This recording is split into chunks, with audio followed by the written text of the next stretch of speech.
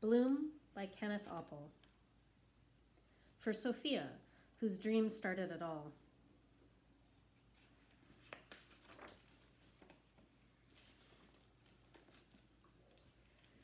Air tumbled into the helicopter as the soldier shoved the door open. Anya looked down at the island's rocky slope. She spotted a scrawny goat standing on a boulder, and then they were over forest, the helicopter's shadow flashing across treetops. Impatiently, she searched for a break in the tree line. A marshland, a lake, that's where they'd find Dad. Her insides gave a twist, and then she remembered how he'd looked on the video call. His wild, dirt-streaked face, the things he'd said. Can't get off. They're everywhere.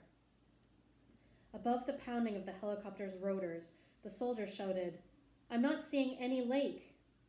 Neither was Anya. Her eyes skittered anxiously across the forest. "Thought you said you knew where this place was," the soldier sounded testy. "I do. It's sort of bean-shaped. I've seen pictures." "You said you'd been there." "It was a while ago, years ago actually, when she was just 5. "It's on the northeast end of the island," she said. "Should have seen it by now," the soldier told her. "This place isn't that big." "It can't have just disappeared," Anya said firmly. "One more circle," the soldier told the pilots over his headset. Anya shook her head in frustration. "It should be right here." "All I see are trees," the soldier said. Anya stared down, then stared harder. Cold electricity prickled across her skin. "Those aren't trees," she said. And then the helicopter dropped suddenly, like something was yanking it from below. 2 weeks earlier. Chapter 1. Anya. Anya woke up, blind. With a sigh, she touched her fingertips to her eyelids, glued shut. She sat up in bed and sneezed 7 times in a row. The inside of her nose was granular with dried snot. She stood and expertly felt her way to the bathroom. She found the stack of washcloths by the sink and turned on the hot water. The first few times she'd woken up like this, she'd freaked out. By now, she was used to it, especially at the height of spring allergy season.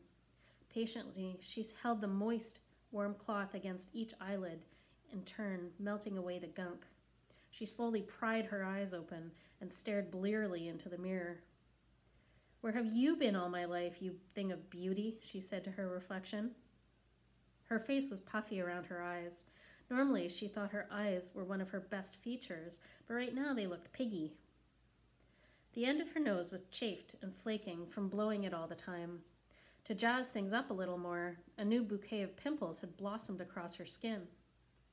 The fading echo of a headache pulsed in her skull and reminded her of last night's dream. It was one she'd had many times. She'd been running really fast, and it was exhilarating, even if she did always seem to leave her with a headache. She opened the crammed medicine cabinet, special cleansers and ointments for her acne, extra puffers for her asthma, plastic vials of monster pills for her allergies. She slugged back 2. This was definitely a 2-pill day. Anya started to wash her face, then stopped. What was she doing? She wanted to look as rough as possible. She should have left at least one eye glued shut.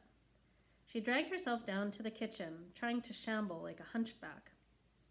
With her nose plugged up, it was pretty hard to smell anything, but she could definitely smell the toast. She imagined a thin piece of crisp bread with just a swipe of butter and some marmalade soaking into the glistening surface. She loved toast, before she became allergic to practically half the food on Earth. Mom was already in her uniform, loading her breakfast things into the dishwasher. "I can't go to school," Anya said. Her mom turned. "Sweetie, can you please just call the school? We let you skip 2 days last week. Technically, you're not even sick." Anya pointed at her face. "If I walked into a hospital, they'd have me in the ICU in 2 seconds. Mom laughed softly, then came close and brushed Anya's long, wavy hair away from her face. "You're lovely. My skin's volcanic." "They don't see your acne. They see you." "Only if they have x-ray vision." Mom had no idea. She'd always been beautiful, and she was still the most glamorous mom Anya had ever seen. Just look at her tall, slim, raven hair spilling over the crisp collar of her white shirt with her epaulets, 4 stripes, the only female captain flying for island air. Lila Dara.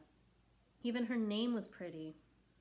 When she put on her sunglasses and bomber jacket, she made a pilot's uniform look like Paris fashion. Meanwhile, Annie was shorter. She definitely had Dad's sturdier body type. She didn't mind that.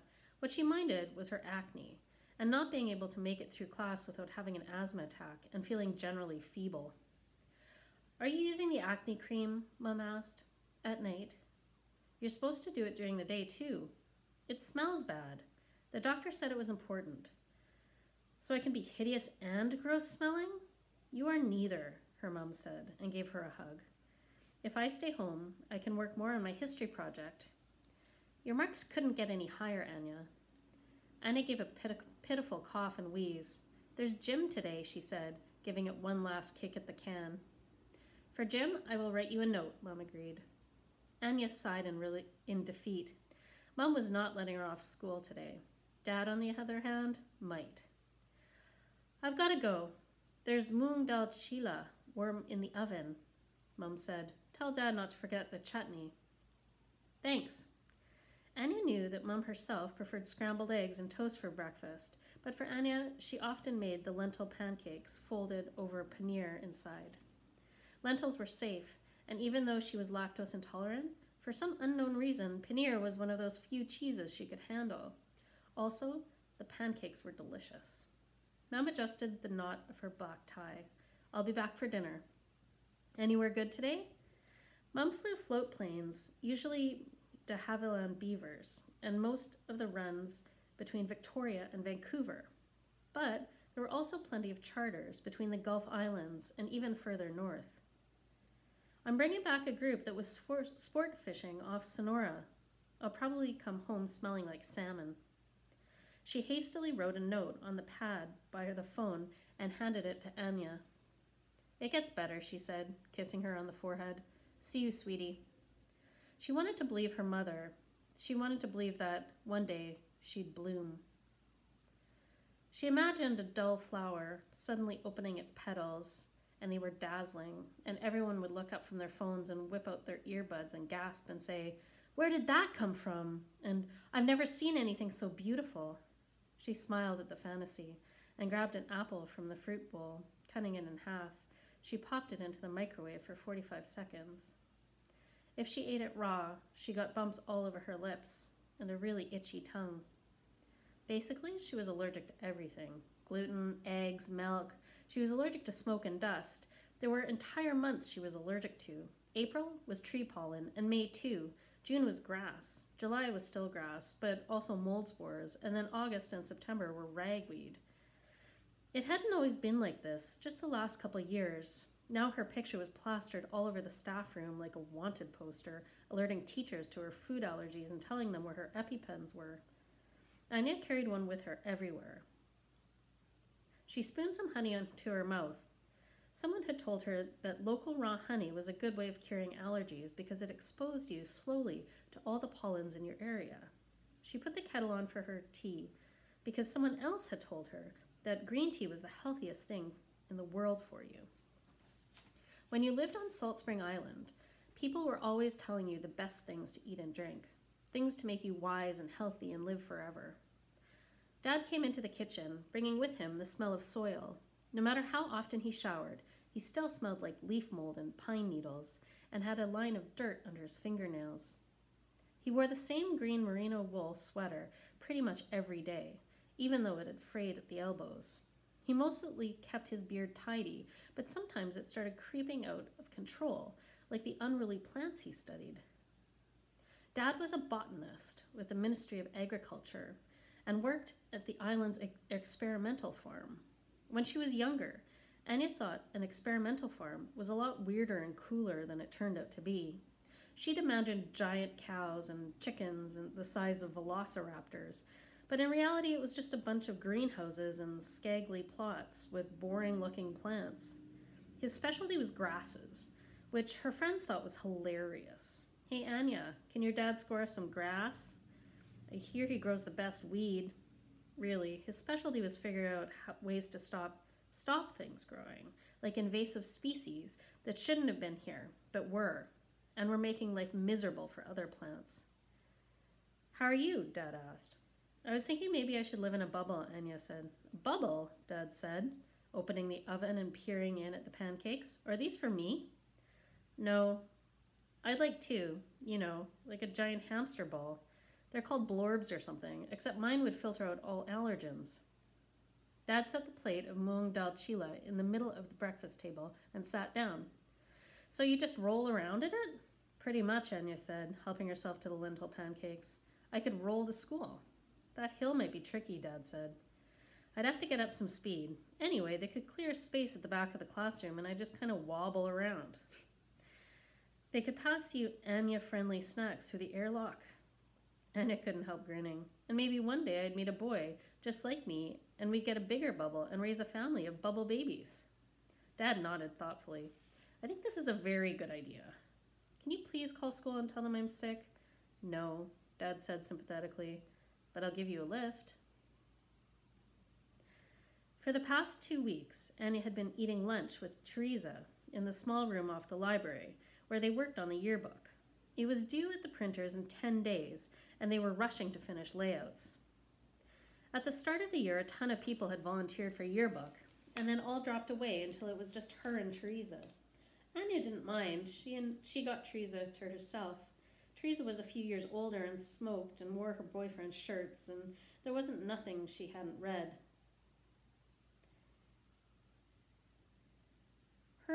Her parents were European and spoke with a weary drawl, so no matter what she said, it seemed profound. Basically, Anya just wanted to be her. Anya also loved the yearbook room. It was a refuge from the crowded hallways, the splayed legs, the noise, the bathroom lineups, the bathroom toilet paper, or lack thereof, the bathroom paper towels, non-existent, the bathroom toilet seats, too disgusting to contemplate. Really, the school bathroom alone was a good reason to hate school. Anya sneezed for the thousandth time today. You sound rough, Teresa said. Anya shrugged. She didn't like talking about her allergies. It made her feel boring, and she already felt like a dull little moth around Teresa's bright butterfly. My aunt, she has wicked allergies, Teresa said. And you know what helped? Does it involve hanging an onion from my ear? Teresa smiled slyly and tapped a cigarette from her pack. She lit it with her Zippo. It had a picture of a jeweled skull on the side, then opened the window, leaned out, and released a plume of smoke from between her lips. Turning back, she offered the cigarette to Anya. You're kidding. I know it sounds crazy, Teresa said, but my aunt said it soothed her throat. Maybe relaxed it or something. It makes no sense. Nope. Anya had never smoked. Everyone said it was one of the worst things you could do to your body. She also hated the smell. But when Teresa raised her eyebrow in the way that she had, Anya took the cigarette. She leaned far out the window, sneezed 3 times in a row, and looked around to make sure no one was watching. The sky was low with dark clouds, definitely rain coming. Quickly, she lifted the cigarette to her lips and took a long, hard suck, and almost immediately was spluttering and hacking. Teresa took the cigarette from her hand and stubbed it out against the brick. Anya sat back down, eyes streaming. Okay, I'm sorry, that was a stupid idea, Teresa said. Anya dabbed at her eyes with a tissue. She took a deep breath through her mouth and exhaled. The rain came suddenly, battering the glass, drumming against the school roof. Geez, Teresa said, shutting the window. Anya was glad. The rain tamped down all the pollen and made life easier. On the computer, she scrolled through the class photos to make sure they'd got everyone. I'm so done with all this, Teresa said. This was a big word for Teresa. It didn't just mean yearbook. It meant the entire school. It meant the whole island. Next fall, she was headed to university in Toronto. Anya wondered if Teresa would miss her as much as she was going to miss Teresa. She had been making new friends and meeting interesting people from all over the world. Teresa's eyes flitted wearily over the class photos. These boys. No, just no. What about Fleetwood? Teresa was her only friend to have a boyfriend. Teresa gave a small, dismissive wave of her hand. Oh, Fleetwood. He seems pretty nice, Anya said, even though he came across as a bit dopey and was named after a band from the 1970s. I mean, what's it like to have someone just look at you that way? Teresa sighed. I know, it's terrible. So much neediness. There was a quick knock on the door before it opened, and Fleetwood himself bounded in. With his shaggy hair and big hands and feet, he always reminded Anya of an oversized puppy. You've got to see this, he said. Fleetwood, no, Teresa said. Remember, we talked about this. This is yearbook time. Can it be Fleetwood time just for a second? He leaned in between them with his phone so they could watch the video. Kangaroo fighting. Oh, Fleetwood, Teresa said sadly. Anya had to admit the kangaroos were impressive. Standing upright, they looked uncannily human. The slope of their shoulders, the muscles in their upper arms, their chests. It was actually a bit creepy. Then she noticed their feet. It looked like they only had 3 toes, and the middle one was much longer, with wickedly pointed claw. Look at these guys, said Fleetwood. They're totally pumped. Look at their biceps. Okay, wait for it. Check it out. The bigger kangaroo jumped straight up and seemed to balance mid-air. He was actually balanced on the tip of his tail, then kicked out with both feet and slammed the other kangaroo in the stomach. Anya winced. At least he hadn't drawn blood. Can you believe that? Fleetwood exclaimed. That was very nice, said Teresa, but Anya and I have work to do. Go play now, Fleetwood. Go find that boy with the baseball cap you like. See you, Fleetwood said, and kissed her on the mouth. After he left, Anya turned back to the monitor. In one of the class photo layouts, there was a blank rectangle. Teresa tapped the screen. We need a picture of that new boy. He missed photo day. Seth Robinson. He'd arrived just a couple months ago. No one knew much about him, except he was very quiet and kind of odd-looking, and always wore long-sleeve shirts and a hoodie, even in gym class. He was being fostered by Mr. and Mrs. Antos, who had an organic vegetable farm. Teresa looked at Anya. Can you go and get a picture, please, of this boy? It was Anya's turn to sigh. She hated wading out into the hallways, especially when she looked like an extra form of a horror movie. Please don't make me go out there, she said. I'm going to tell you something, Teresa said. She looked right and left, as if she were going to impart a big secret. In a hushed voice, she said, You are way cooler than you think. No, Anya said, but she desperately wanted to believe it anyway. Really? Yes, now get out of here. You take better pictures than me. Anya laughed, still glowing from Teresa's praise. She stood and grabbed the camera. Outside the library, shoulders hunched, as if fighting a gale-force wind, Anya charted a course through the crowded hallway. Todd Salter and some buddy of his were goofing around at the water fountain, splashing each other. She gave them wide berth, but heard a small cry behind her. When she looked back, Petra Sumner was brushing some water droplets off her neck. Oh my God, said Rachel, Petra's surgically attached friend. Are you okay, Petra? Does anyone have a tissue? Petra needs a tissue. Already a little crowd of super concerned kids was forming around Petra, offering tissues. Way to go, Todd, said Rachel, who could make any name sound like the worst smelling thing in the world. You know, she's allergic, right? Oh man, Todd said, did I get her? Todd looked like a dog that had just been caught taking a poo on the coffee table. Guys, I'm fine, Petra said, doing that pouty thing with her lips that guys liked. She was very pretty and wore blonde hair and a pixie cut.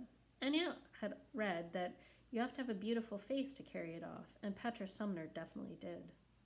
Anya now saw 2 small, angry red splotches on her neck. Petra truly was allergic to water.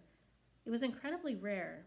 It had some Latin name, and there were maybe 100 people on the planet who had it. Petra's gaze drifted across the hallway and met Anya's. Quickly, Anya turned away and kept walking, knowing she probably looked heartless, but she'd seen it all before so many times. People loved making a fuss over Petra.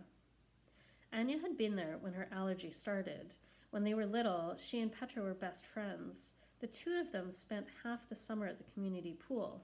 Then one day, after they got out of the water, Petra had broken out all over in a scary rash, and her voice got hoarse, and they'd rushed her to the hospital.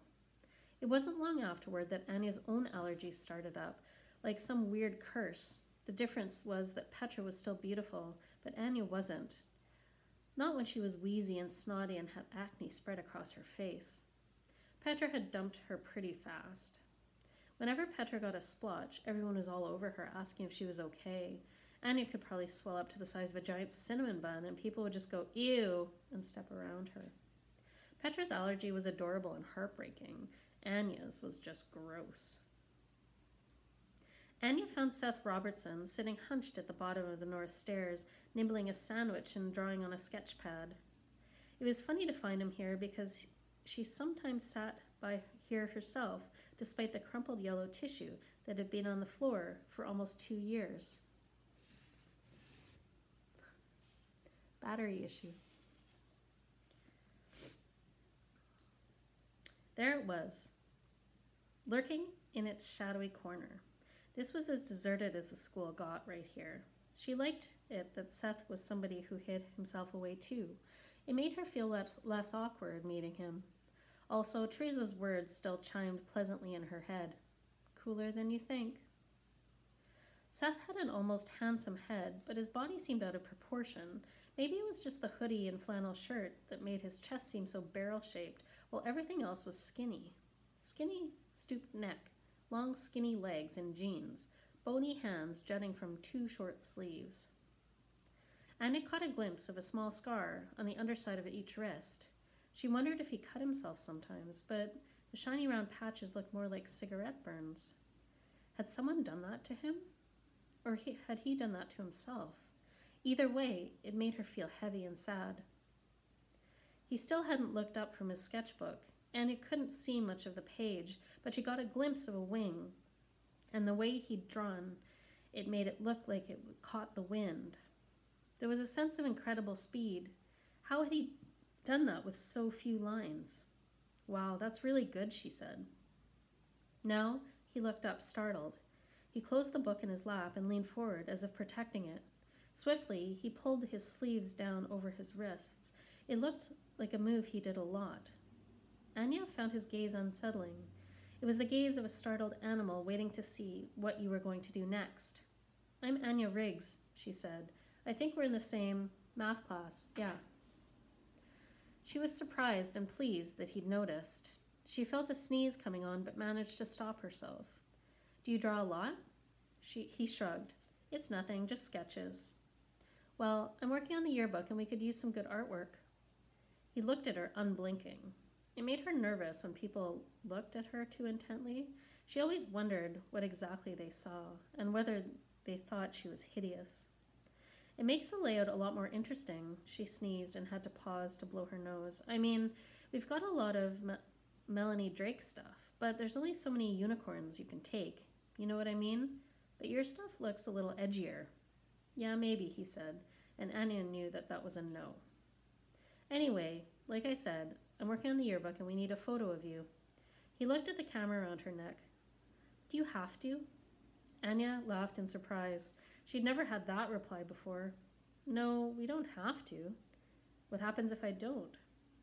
He tilted his head to one side, like this was a very serious question, and she couldn't help smiling at his oddness.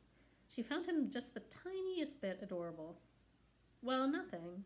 You just get a blank box with your name underneath, and you look like a crazy loner.